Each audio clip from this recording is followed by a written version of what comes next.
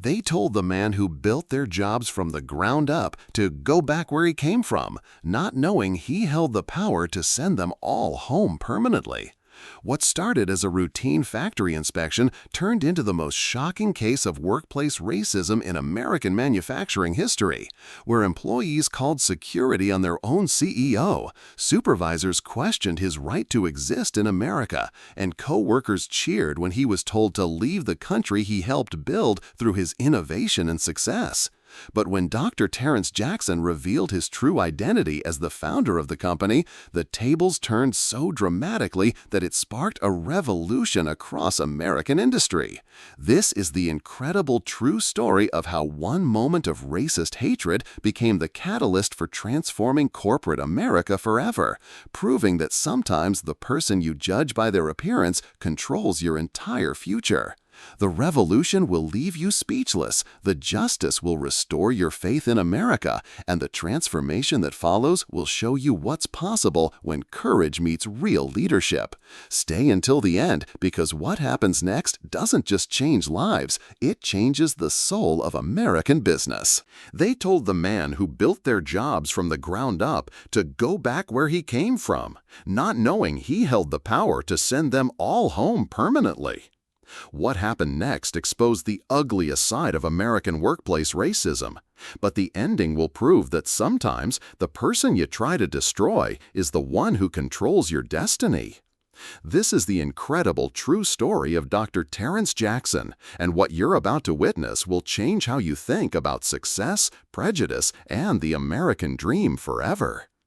Picture a 52-year-old black man walking through the employee entrance of a massive manufacturing facility in Detroit, Michigan.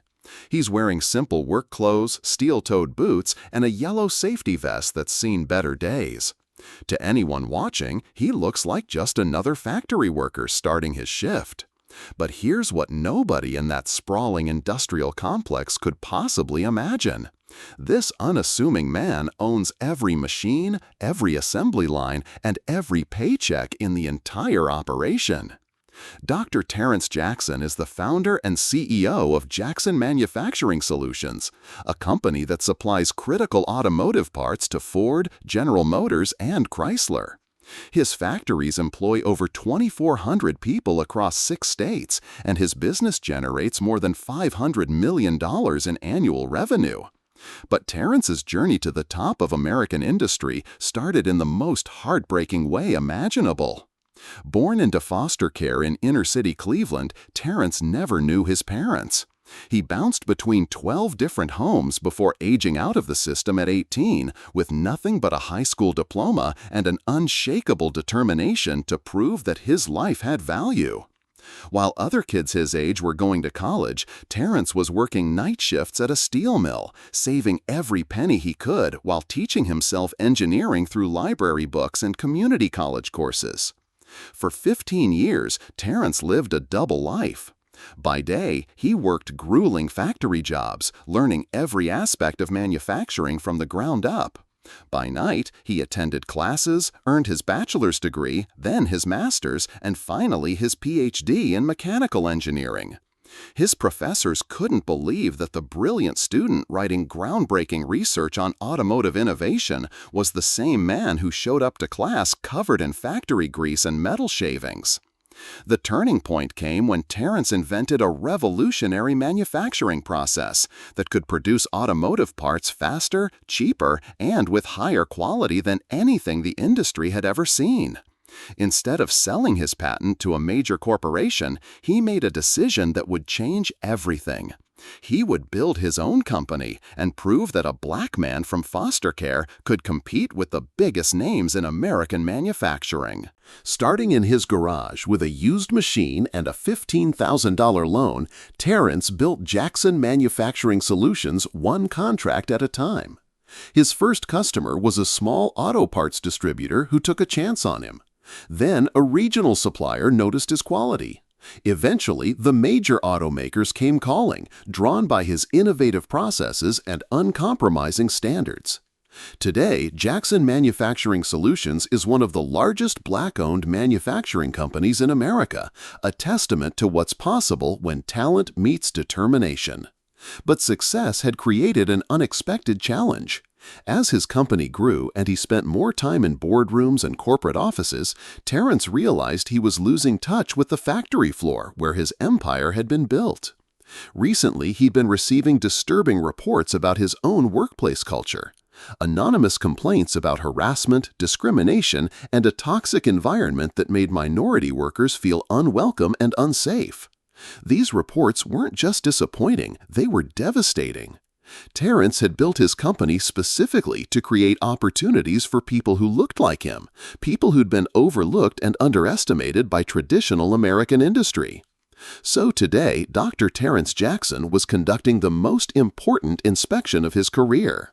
Dressed like any other worker and carrying only his standard employee ID, he was about to discover whether the American dream he'd worked so hard to build had become a nightmare for the very people he'd hoped to help.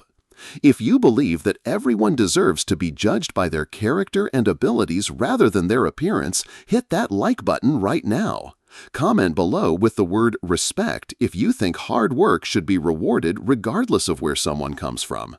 And subscribe because what Terrence discovers about his own company will absolutely shock you. Right at that moment, as Terrence approached the employee entrance of his own factory, the very discrimination he'd hoped to eliminate was about to reveal itself in the most shocking way possible. What happened in the next few minutes would prove that the toxic culture he'd been hearing about wasn't just rumors, it was a systemic poison that had infected the company he'd built with his own hands. The first person to notice Terrence was Gary, a security guard who'd been working at the facility for 8 months. Gary's reaction was immediate and telling. Instead of the professional greeting that every employee deserved, Gary's eyes narrowed with suspicion as he watched this black man in work clothes approach the entrance. You could see the assumptions forming in Gary's mind, the way he shifted his posture, the way his hand moved toward his radio, the unmistakable body language of someone who'd already decided this person didn't belong. "Hold up there," Gary called out, his tone carrying an authority that felt more like intimidation than security. "You new here? Because I don't recognize you, and new temps are supposed to check in at the main office first." The word temps dripped with condescension, as if Gary had already decided that any black man he didn't recognize must be temporary, disposable, someone who wouldn't last long enough to matter. Terrence felt a familiar knot form in his stomach, the same feeling he'd experienced countless times during his years working factory jobs. But this time was different. This time he wasn't a powerless young man desperate for work. He was the owner of the entire operation. Still, he needed to see how deep this discrimination ran before revealing his identity. "I've been assigned to this facility," Terrence replied calmly, showing his standard employee ID. "I'm here to observe operations and speak with management about workplace conditions." His response was professional, reasonable, and should have ended any questioning.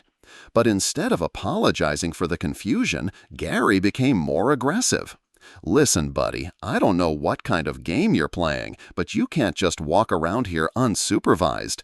This isn't some welfare job program where you get special treatment." The racist undertones in Gary's comment were unmistakable.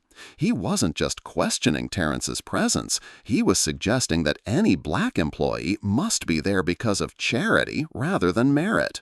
Within minutes, the commotion had attracted the attention of Mike Patterson, the shift supervisor. Mike was a 45-year-old white man who'd been with the company for 6 years, long enough to know better, experienced enough to understand proper protocol. But the moment Mike saw Terrence, his professional demeanor evaporated. "What's the problem here, Gary?" Mike asked, but his eyes never left Terrence. There was something in Mike's expression that went beyond suspicion. It was the look of someone who genuinely believed that certain people didn't deserve to be in certain places. "This guy says he's supposed to be here, but he's acting like he can just wander around wherever he wants," Gary explained, as if Terrence wasn't standing right there listening to every word. Mike's response was even worse than Gary's initial reaction. "Hey, buddy," he said, addressing Terrence with the kind of fake friendliness that barely concealed contempt. "You can't just walk around here unsupervised.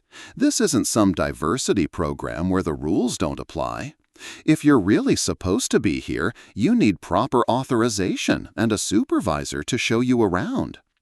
The assumption underlying Mike's words was devastating. He wasn't just questioning Terrence's authority, he was suggesting that any black employee who showed confidence or independence must be overstepping boundaries, getting above his station, forgetting his place in the hierarchy. But what made the situation truly heartbreaking was the casual nature of their discrimination. This wasn't angry shouting or overt hostility. It was the routine, everyday racism that had become so normalized they didn't even recognize it as wrong. Gary and Mike genuinely believed they were doing their jobs, maintaining order, protecting company property from someone who obviously didn't belong. As Terrence stood there, listening to his own employees treat him like a potential threat, he realized that the reports he'd been receiving were just the tip of the iceberg. The discrimination wasn't hidden or subtle. It was blatant, systematic, and apparently completely acceptable to the people who were supposed to be implementing his company's values. The investigation was just beginning, and what Terrence was about to discover would shake him to his core. But the nightmare was just beginning, because what Terrence discovered next revealed a level of systematic racism that would make your blood boil. This wasn't just two bad employees having a bad day. This was an entire culture of discrimination that had poisoned his company from the inside. And every person who got involved made it exponentially worse. The confrontation with Gary and Mike had apparently sent some kind of signal throughout the factory floor, because suddenly it seemed like every supervisor and foreman had found a reason to drift over and observe the situation. What Terrence witnessed next was a masterclass in how workplace racism operates. Not through dramatic confrontations, but through the casual, coordinated effort of multiple people who shared the same ugly assumptions. Tommy Rodriguez, a line foreman who'd been with the company for 4 years, was the next to join the growing crowd. "What's going on here, Mike?" Tommy asked, but his tone suggested he already knew exactly what was happening and approved of it. "We got another one of those diversity hires who thinks he can just walk around here like he owns the place?" The phrase "another one" hit Terrence like a physical blow. It revealed that this wasn't an isolated incident. It was a pattern, a routine way of treating black employees who showed any sign of confidence or authority. Tommy's casual use of that phrase suggested that humiliating minority workers was so common it had become a shared language among the supervisors. Within minutes, the situation escalated further when Janet Collins, the union representative, appeared on the scene. Janet was a 52-year-old white woman who'd been representing workers at the facility for over a decade. Her arrival should have meant protection for an employee being harassed by management. Instead, she immediately sided with the supervisors against Terrence. "Sir," Janet said, her voice carrying the authority of someone who believed she was speaking for the workers, "if you're having issues with your work assignment or you think the job is too difficult, there are proper channels for complaints. But you can't just disrupt production because you're not happy with the way things work here." Her assumption was clear. Any black employee who questioned anything must be complaining about work being too hard, looking for special treatment, or trying to cause trouble. But the most devastating moment came when Steve Morrison, the plant manager, finally arrived. Steve was a 55-year-old man who'd been running this facility for 3 years, someone who should have understood company policy, federal employment law, and basic human decency. Instead, his first words revealed the depth of the toxic culture that had taken root under his leadership. "I don't know what you people expect," Steve said, the words "you people" dripping with contempt. But this is a real job for real workers. We don't have time for sensitivity training or hand-holding. If you can't handle the work environment here, maybe you'd be happier at a different type of company." The implication was unmistakable. Black workers weren't real workers, and if they couldn't tolerate discrimination, they should leave. As Terrence stood there, surrounded by 6 of his own employees who were treating him like he was the problem, he began to notice other disturbing patterns throughout the factory floor. He watched as Black and Latino workers were assigned to the most dangerous, physically demanding stations, while white employees operated the newer, safer equipment. He observed supervisors speaking to minority workers with obvious irritation, while treating white employees with patience and respect. Most heartbreaking of all, Terrence noticed that the minority workers who witnessed his harassment weren't surprised. They looked resigned, as if they'd seen this exact scenario play out countless times before. Their expressions suggested that what was happening to Terrence was just Tuesday morning at Jackson Manufacturing Solutions. The systematic nature of the discrimination was becoming undeniable. This wasn't about individual prejudice. It was about an entire management structure that had normalized treating certain employees as second-class citizens. The company that Terrence had built to create opportunities for people like him had become a place where people like him were systematically humiliated and marginalized. Steve's final comment revealed just how deep the rot had spread. "Look, we're trying to run a business here, not a social experiment. If you can't adapt to our workplace culture, that's your problem, not ours." The irony was devastating. They were telling the founder of the company to adapt to a culture that violated everything he'd built the company to represent. The investigation was revealing truths that Terrence had never imagined, and the worst was yet to come. No one expected what happened next, because the discrimination was about to cross every line of human decency and push Terrence to the absolute breaking point. What these employees said and did in the following moments was so shocking, so completely unacceptable, that it would expose the ugliness truth about what his own company had become under his nose. Steve Morrison, the plant manager who had just dismissed Terrence as part of a social experiment, was clearly frustrated that his intimidation tactics weren't working. Terrence's calm professionalism was forcing Steve to reveal his true nature, and what came out was more horrifying than anyone could have imagined. "You know what your problem is?" Steve said, his voice rising with anger that had been building for years. "You people come in here think you deserve the same treatment as everyone else, but you haven't earned it. This is America, and in America, you work your way up. You don't just demand respect because of your skin color." The racist ideology behind Steve's words was crystal clear. He genuinely believed that black workers needed to prove themselves worthy of basic human dignity. But Tommy Rodriguez, the line foreman, took the harassment to an even more disgusting level.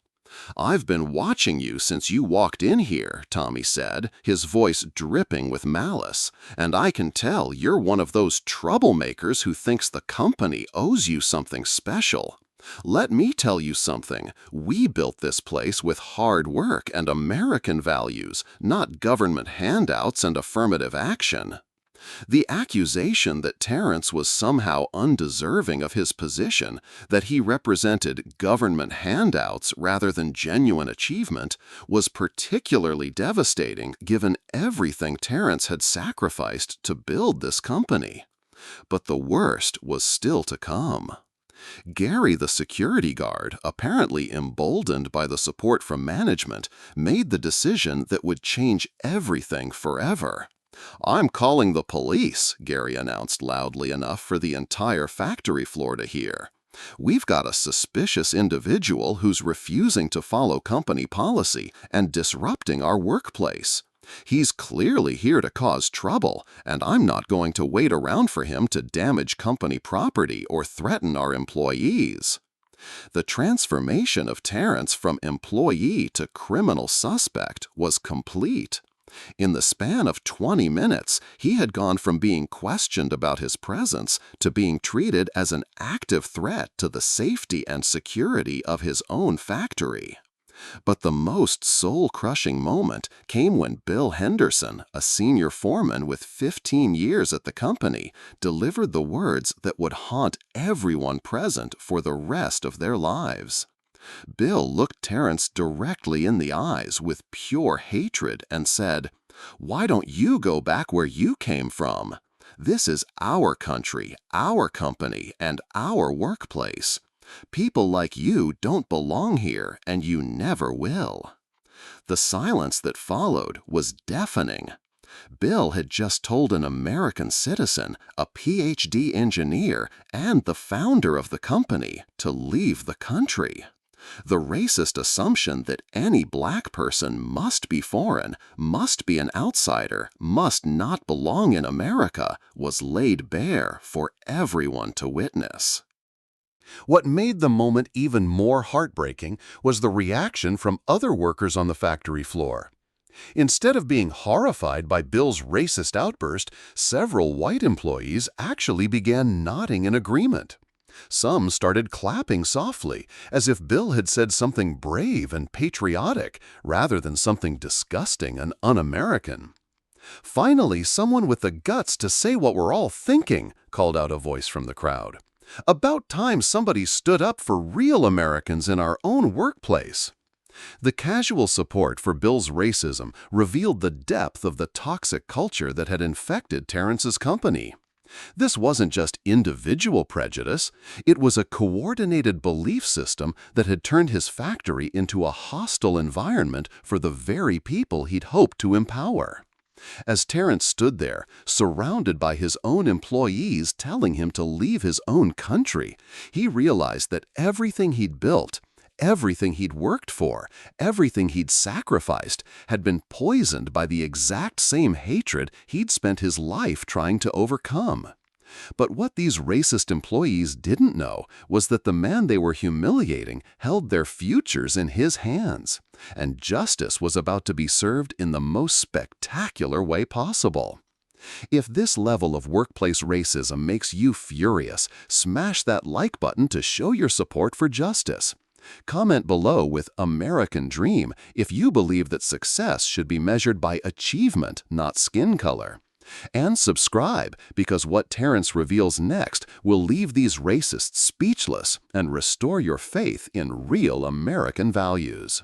Right at that moment, as Bill Henderson's racist words hung in the air like a toxic cloud, and the other employees nodded their approval, Dr. Terrence Jackson was about to deliver the most devastating reality check in corporate history. What happened next was so shocking, so completely earth-shattering, that every single person who had participated in this disgusting display of racism would remember this moment as the day their world came crashing down around them. Terrence reached into his work jacket with the calm precision of a man who had been preparing for this moment his entire life. The first thing he pulled out wasn't what anyone expected. It was a sophisticated executive key card made of brushed titanium, the kind that costs more than most people's monthly car payment. The card gleamed under the factory's fluorescent lights, immediately catching the attention of everyone who had been busy humiliating him just moments before. "Before you make that call to the police," Terrence said, his voice still impossibly calm despite everything he had just endured, "I think there's something you need to understand about exactly who you're dealing with." He held up the key card so everyone could see the engraving. Dr. Terrence Jackson, Chief Executive Officer, Jackson Manufacturing Solutions. Steve Morrison, the plant manager who had just finished explaining how "you people didn't belong in America," was the first to read the card. His face went through a series of expressions that would have been comical if the situation weren't so serious: confusion, disbelief, recognition, and finally, absolute terror. "That's impossible," Steve stammered, his voice cracking like a teenager's. "Dr. Jackson he's the owner. He doesn't look like—" The sentence died in Steve's throat as the horrible realization began to dawn on him. He had never actually met the CEO in person. All his interactions had been through corporate representatives, video conference calls, and carefully staged company presentations where Terrence wore expensive suits and spoke from polished boardrooms. Steve had formed his own mental image of what a successful black CEO should look like, and it didn't match the man in work clothes standing in front of him. But Terrence wasn't finished. This wasn't just about showing them a business card. This was about providing undeniable, overwhelming proof that would make their racism impossible to deny or excuse. He walked calmly to the executive security panel that was mounted on the wall near the supervisor station, a panel that only 4 people in the entire company had access to. Without saying a word, Terrence placed his thumb on the biometric scanner. The machine beeped twice, then displayed a green light along with a message that appeared on the small screen. "Welcome, Dr. Jackson. Executive access granted." The panel unlocked with a soft electronic chime that echoed through the suddenly silent factory floor like a death knell for everyone who had participated in his harassment. The silence that followed was deafening. Bill Henderson, the man who had just told Terrence to go back where you came from, actually stumbled backward and had to grab onto a piece of machinery to keep from falling. His face had gone completely white, and his hands were visibly shaking as the magnitude of what he had just done began to sink in. But Terrence still wasn't done. He accessed the executive computer terminal and began pulling up real-time production data, payroll information, and financial reports that only the owner of the company could access.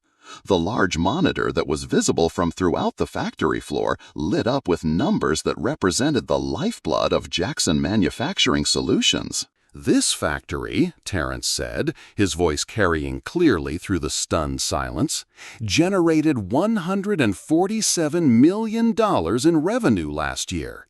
I know this because every single dollar of profit flows directly into my personal accounts." He turned to face Steve Morrison, whose confident racism had evaporated into panic-stricken terror. "I didn't inherit this company. I didn't buy it with family money. I built it from nothing, starting in my garage 22 years ago." But the most devastating proof was yet to come.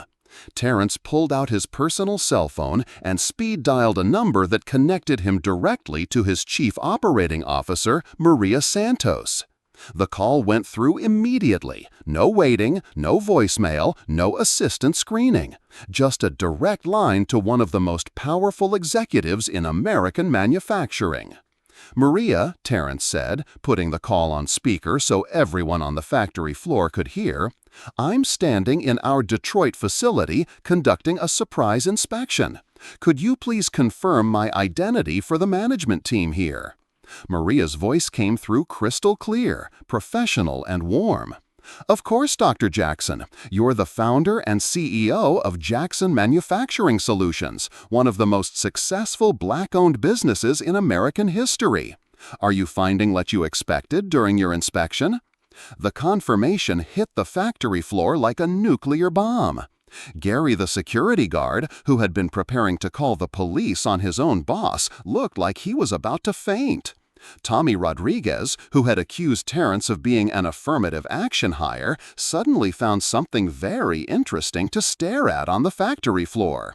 Janet Collins, the union representative who had suggested Terrence was complaining about work being too difficult, appeared to be having trouble breathing. But Terrence had one final, crushing piece of evidence to present. He walked to the main bulletin board where company announcements and employee information were posted. Right in the center was a framed photograph from the factory's opening ceremony 8 years earlier.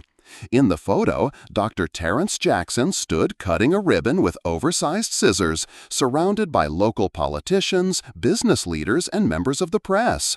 He was wearing a suit in that photograph, but his face was unmistakable.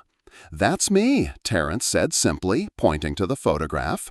8 years ago, on the day I opened this factory, the day I fulfilled my promise to create good-paying American jobs for American workers. His voice carried a weight of disappointment that was more powerful than any shouting could have been.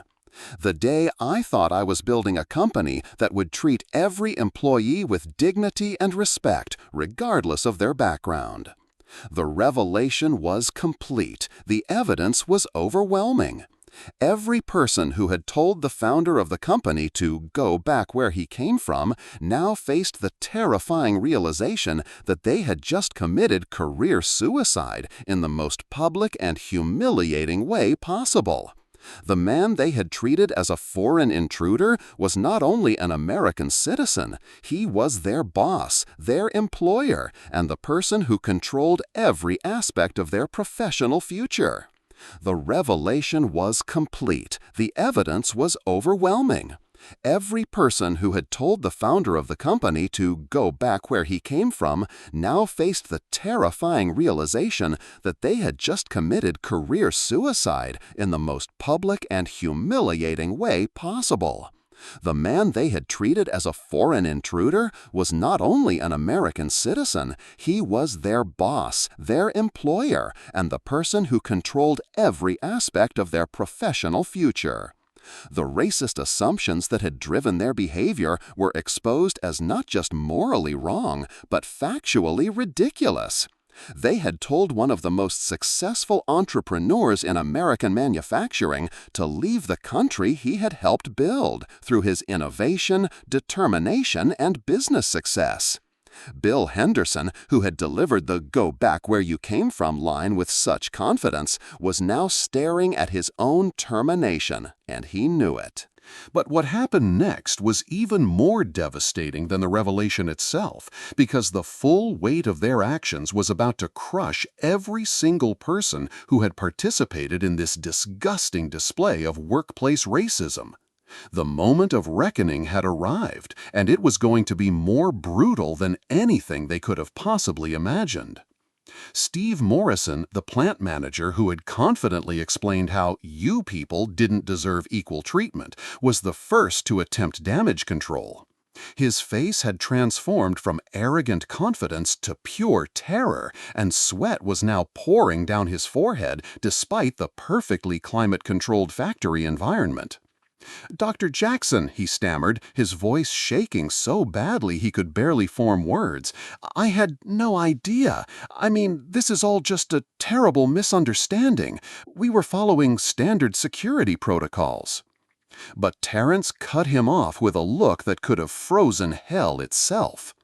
"A misunderstanding?" Terrence repeated, his voice still calm, but now carrying an edge of steel that made everyone within earshot flinch. "Steve, you told me that people like me haven't earned the right to be treated with respect. You said this company was built with American values, implying that I somehow represent foreign values. You stood by while your employees told me to go back where I came from. Which part of that was a misunderstanding?" The use of Steve's first name hit like a physical blow. It reminded everyone present that this wasn't some random inspection. Terrence knew who they were, he had access to their employment records, and he held their professional futures in his hands. Bill Henderson, the foreman who had delivered the devastating "go back where you came from" line, tried a different approach that was somehow even worse than Steve's excuses. "Sir, I'm sorry, but you have to understand the pressure we're under here. We've been told to maintain productivity, keep costs down, and deal with all kinds of people causing disruptions.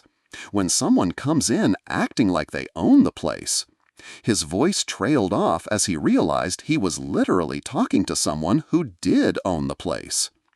"Acting like I own the place?" Terrence asked, his eyebrows raised in disbelief. "Bill, I do own the place. Every machine you operate, every paycheck you receive, every benefit you enjoy, it all comes from the company I built from nothing. And you just told the person who created your job to leave the country?" But the most pathetic response came from Gary, the security guard, who was desperately trying to rewrite history in real time. "Dr. Jackson, I was just doing my job," Gary said, his voice trembling with panic. "I didn't know who you were, and security protocol requires us to question anyone who looks suspicious or out of place.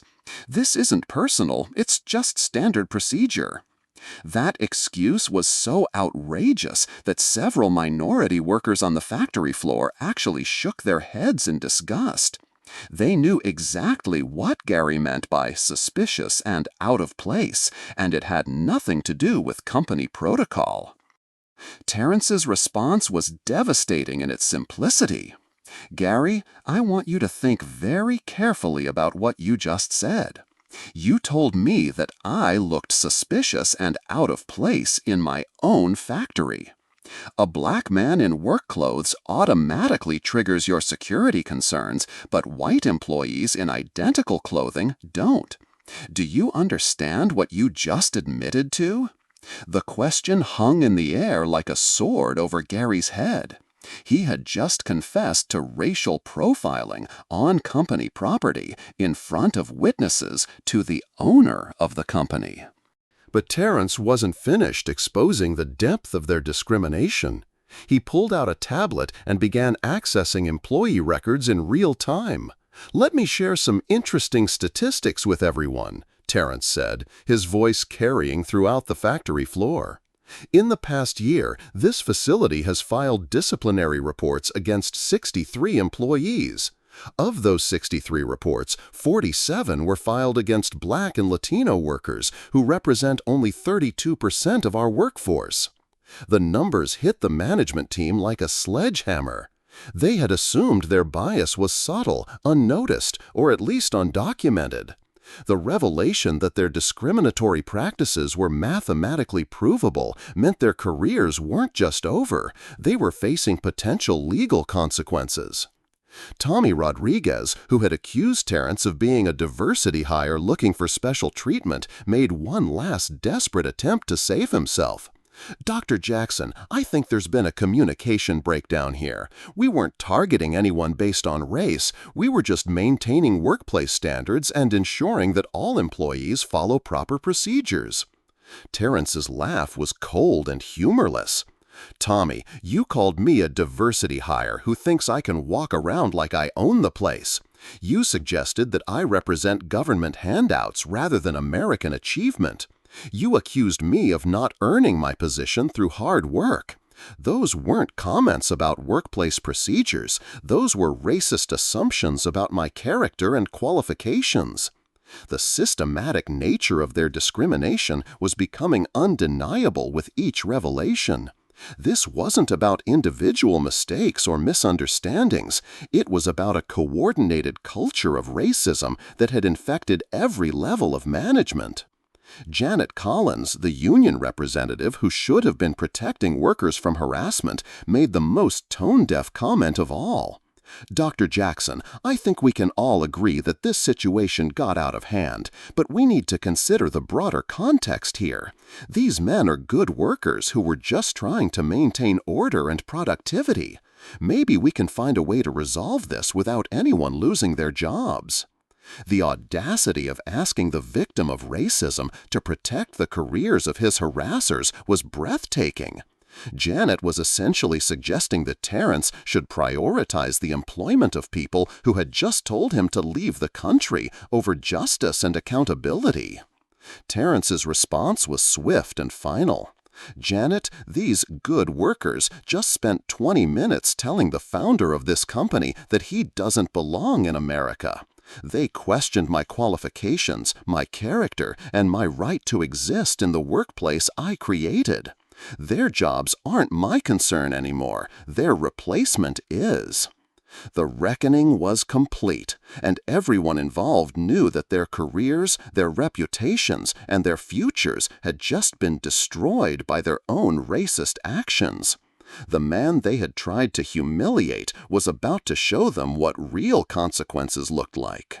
Right at that moment, with the racist employees facing the complete destruction of their careers, Dr. Terrence Jackson was about to demonstrate that true leadership isn't just about delivering justice, it's about transforming entire systems to ensure that what happened today could never happen again. What he announced next would not only change the lives of everyone in that factory, but would revolutionize how American manufacturing approaches equality and respect. Terrence walked to the main announcement system and activated the factory-wide intercom, his voice now carrying to every corner of the massive facility. Attention all Jackson Manufacturing Solutions employees. This is Dr. Terrence Jackson, your CEO. Production will halt immediately for a mandatory all-hands meeting. Every supervisor, foreman, line worker, and administrator is required to report to the main assembly area within the next 10 minutes. The announcement sent shockwaves throughout the entire facility. In the company's history, production had never been stopped for an unscheduled meeting. The financial cost of halting operations was enormous, but Terrence was about to prove that some things were more important than short-term profits. As employees began gathering in the main assembly area, Terrence turned his attention to the management team that had just humiliated him. His first announcement was swift and devastating. Steve Morrison, you are terminated immediately for violation of company policy, federal employment law, and basic human decency. Security will escort you from the premises within the next 15 minutes, and your final paycheck will reflect your termination for cause. Steve's legs actually buckled at the news. In the span of 1 hour, he had gone from confidently running a major manufacturing facility to being unemployed with a termination on his record that would follow him for the rest of his career. Bill Henderson, Terrence continued, your employment is also terminated effective immediately. Your comment about me going back where I came from was not only racist and un-American, but it revealed a fundamental misunderstanding of what this company represents. You will be escorted out with Mr. Morrison. Bill, who had been so confident in his racist rhetoric just minutes earlier, was now visibly shaking. The man who had told an American success story to leave the country was about to learn what real consequences looked like. Tommy Rodriguez and Gary Patterson, you are both suspended without pay pending a full investigation into your discriminatory practices. If the investigation confirms what I witnessed today, you will join your colleagues in the unemployment line. But Terrence wasn't just interested in punishment, he was focused on transformation. What he announced next would change everything about how his company operated. Effective immediately, Terrence declared, his voice carrying throughout the facility, Jackson Manufacturing Solutions is implementing Operation Equal Ground, the most comprehensive workplace equality initiative in American manufacturing history. Every single employee at every facility will participate in mandatory anti-racism and bias awareness training within the next 72 hours. The scope of the transformation Terrence was implementing was staggering. He wasn't just dealing with the immediate problem, he was overhauling the entire culture of his company from the ground up. Additionally, Terrence continued, we are establishing a direct reporting system that allows any employee to report discrimination, harassment, or bias directly to my personal office. These reports will be investigated by an independent civil rights firm, not by local management who may have conflicts of interest. The announcement sent a clear message that the old boys club mentality was over. Employees who had been afraid to speak up about discrimination now had a direct line to the highest level of the company. But perhaps the most powerful part of Terrence's transformation plan was what he announced next. I am creating the Jackson Equality Leadership Program, which will fast-track qualified minority employees into management positions throughout our organization. We will no longer tolerate a situation where the people making decisions don't reflect the diversity of the communities we serve. The vision Terrence was laying out wasn't just about fixing problems. It was about creating opportunities and building a better future for everyone. He was turning his own painful experience into a catalyst for industry-wide change. Furthermore, Terrence said, his voice growing stronger with each announcement, Jackson Manufacturing Solutions will partner with the NAACP, the Equal Employment Opportunity Commission, and other civil rights organizations to develop best practices for eliminating workplace discrimination in American manufacturing. We will share our training programs and monitoring systems with any company that wants to implement them. The transformation Terrence was implementing went far beyond his own company. He was using his influence and resources to create systemic change that would benefit countless workers across the entire industry. This facility, Terrence said, gesturing around the factory floor where just an hour earlier he had been told to leave the country, will become the model for how American manufacturing can embrace our nation's diversity while maintaining the highest standards of productivity and excellence. But Terrence saved his most important announcement for last. To the minority employees who have been enduring discrimination at this facility, I want you to know that your experiences matter, your contributions are valued, and your futures are bright. The people who made you feel unwelcome in your own workplace are gone, and they will be replaced by leaders who understand that our diversity is our strength. The emotional impact of that statement was visible throughout the crowd. Workers who had been suffering in silence for months or years finally felt heard, finally felt protected, finally felt like they belonged in the company they had helped build. And to every employee who witnessed discrimination and said nothing, who laughed at racist jokes, or who enabled this toxic culture through your silence, understand this: that era is over. You can either be part of the solution or find employment elsewhere. The transformation was complete, comprehensive, and revolutionary. Terrence had turned a moment of personal humiliation into a company-wide renaissance that would serve as a model for American business for generations to come. But the most incredible part of this story was still to come, because what Dr. Terrence Jackson accomplished in the year following that devastating day would prove that one moment of courage and principled leadership can create ripple effects that transform an entire nation.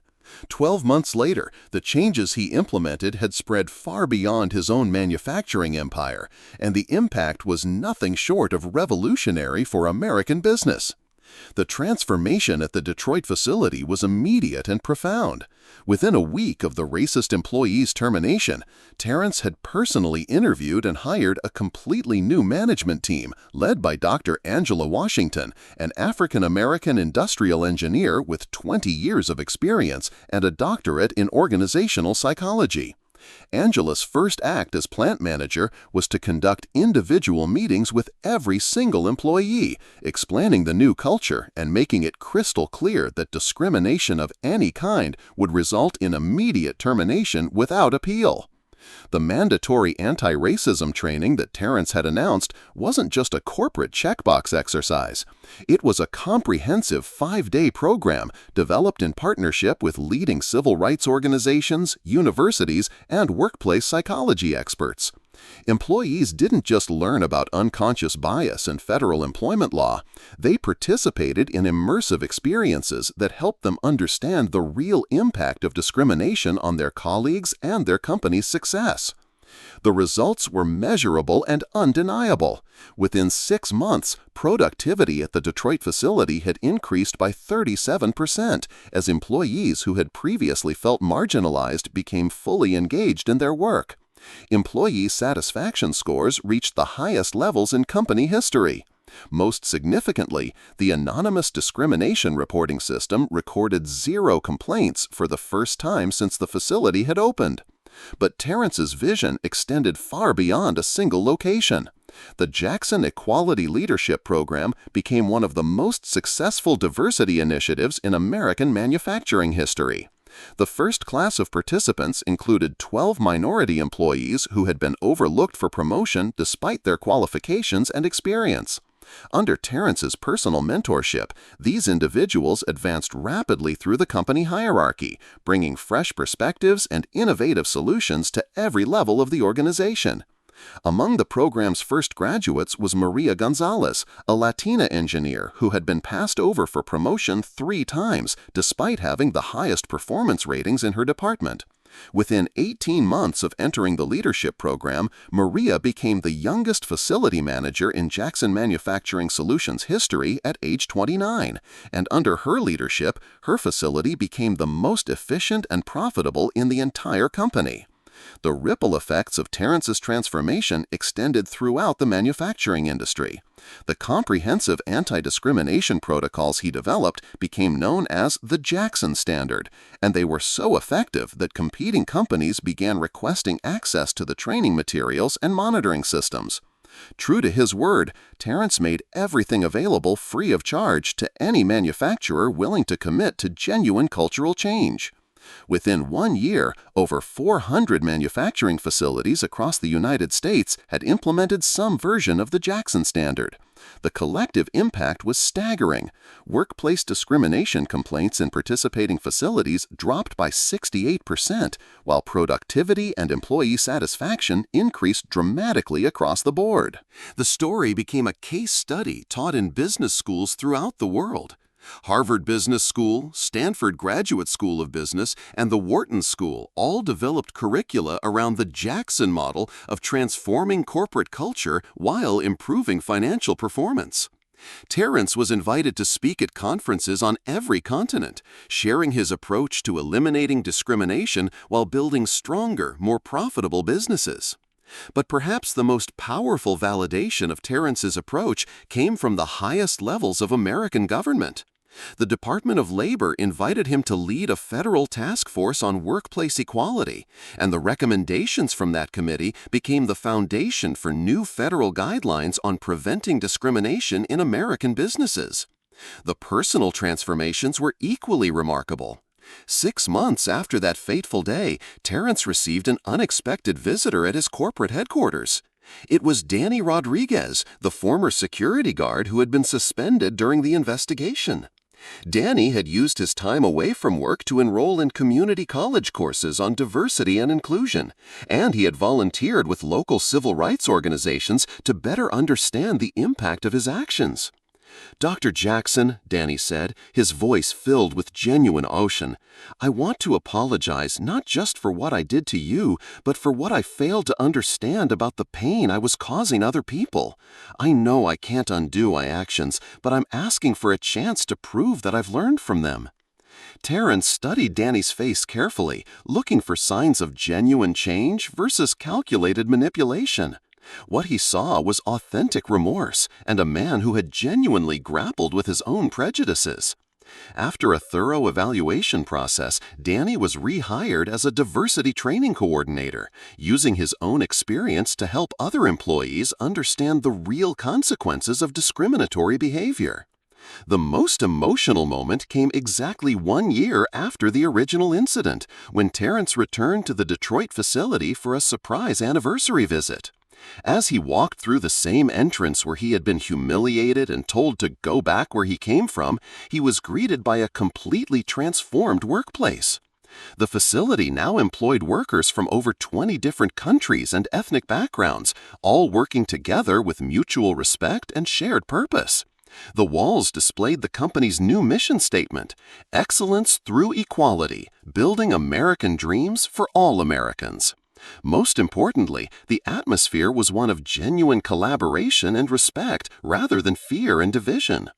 During his visit, Terrence was approached by James Kim, a young Korean-American engineer who had been hired through the company's expanded diversity recruitment program. "Dr. Jackson," James said, "I want you to know that your story is the reason I applied to work here. You proved that American businesses can be successful while treating everyone with dignity, and that gives me hope for my own future." As Terrence looked around the factory floor where he had once been subjected to racist harassment, he saw something that made every moment of pain worthwhile. He saw an American workplace that truly reflected American values: opportunity, equality, and the belief that success should be measured by merit rather than skin color. The legacy of that terrible day had become a testament to the power of principled leadership and the possibility of real change. Workers who had once been marginalized were now thriving in leadership positions. Employees who had remained silent in the face of discrimination had become active advocates for equality. The company that had nearly destroyed itself through racism had become a beacon of hope for what American business could achieve. The story that began with the words "Go back where you came from" had become proof that America belongs to everyone willing to work hard, dream big, and treat others with dignity. Sometimes the person you tell doesn't belong is the one who built the very foundation you're standing on. And sometimes justice doesn't just punish the wrong, it transforms everything for the better. Dr. Terrence Jackson had turned his moment of humiliation into a movement that changed an industry, inspired a nation, and proved that the American dream is big enough for everyone willing to pursue it with courage and integrity.